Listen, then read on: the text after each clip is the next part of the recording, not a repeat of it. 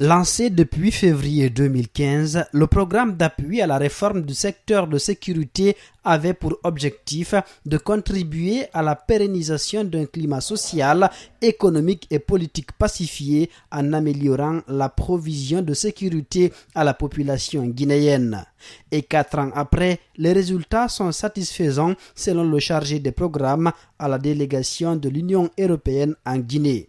Alors le PARS, comme je l'ai dit lors de mon intervention, a fourni des résultats très, très positifs.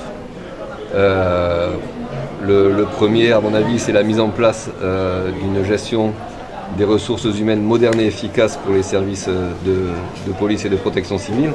La deuxième, je citerai la division d'appui opérationnel de la police judiciaire, qui est une unité d'élite de la police, qui a été formée aux techniques d'enquête et d'investigation les plus modernes et qui dispose d'équipements dernier cri et qui a commencé à donner des résultats très positifs en termes d'arrestation et de lutte contre la criminalité. Ce programme a été financé à hauteur de 75 milliards de francs guinéens par l'Union européenne et le ministère de la Sécurité se dit satisfait des résultats obtenus.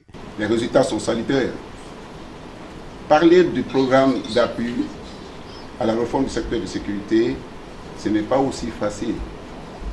Parce que nous savons d'où nous sommes venus à partir de 2010, avec tout ce qui a été mis en place. Et aujourd'hui, c'est avec fierté que nous constatons que sur le terrain, si nous prenons que seulement la police de proximité, c'est déjà salutaire.